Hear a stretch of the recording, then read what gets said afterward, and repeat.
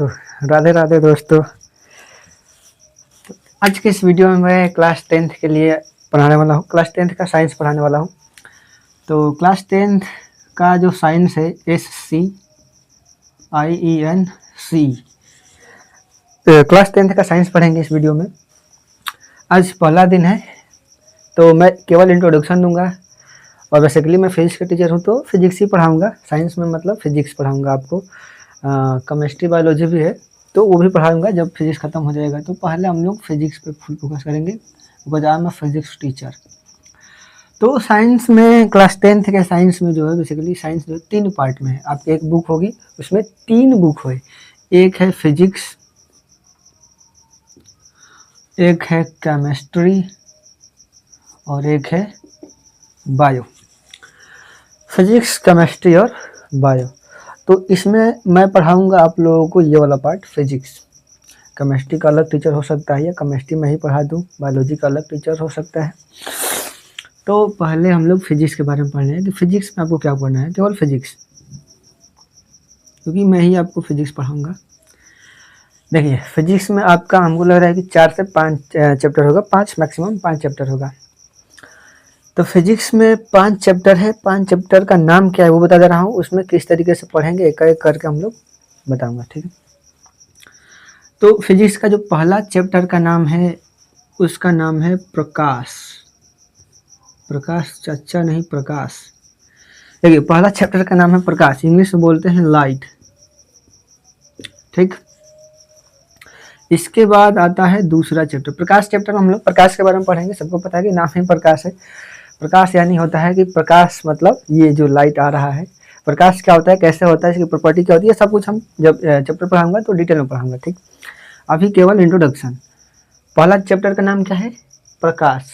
तो first chapter हम लोग प्रकाश के बारे में पढ़ेंगे। इसके बाद है मानव नेत्र एवं रंग बिरंगा संसार। गजीब नाम है, मानव नेत्र एवं रंग बिरंगा संसार। इसको बोलते हैं human eyes and colourful world. उसके बाद थर्ड चैप्टर का नाम है विद्युत धारा। विद्युत धारा, इलेक्ट्रिक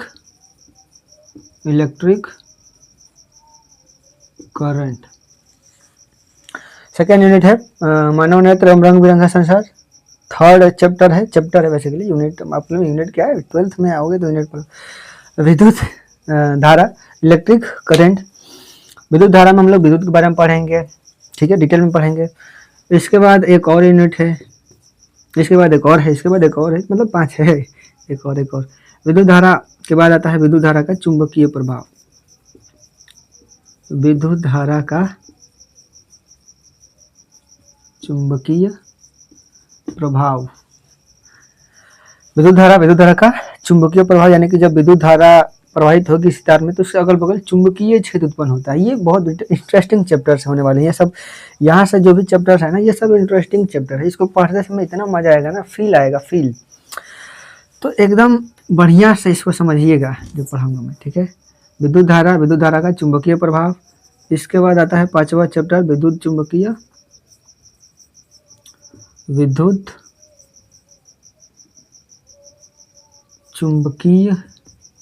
प्रेरण। विद्युत चुंबकीय प्रेरण। तो ये हमारा 5 चैप्टर्स है फिजिक्स में, क्लास 10th के साइंस में। इससे ज़्यादा कुछ नहीं है, इसी को डिटेल में हमें पढ़ना है।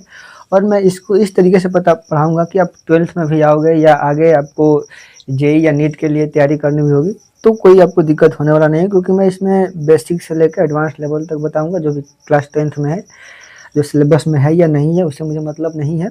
बहुत लोग बोर्ड के दृष्टि से पढ़ाते हैं कि ये है चैप्टर में बोर्ड एग्जाम में आएगा, इस चैप्टर को बढ़िया से पढ़ेंगे, और ये चैप्टर बोर्ड एग्जाम के दृष्टि नहीं है तो उसको पढ़ेंगे ही नहीं, छोड़ देंगे। तो ऐसा कुछ नहीं होने वाला है। जो सिलेबस में है वो, चाहे जो सिलेबस में नहीं है वो, सब कुछ डिटेल में पढ़ेंगे ताकि आप इसको विकसित कर सके आगे।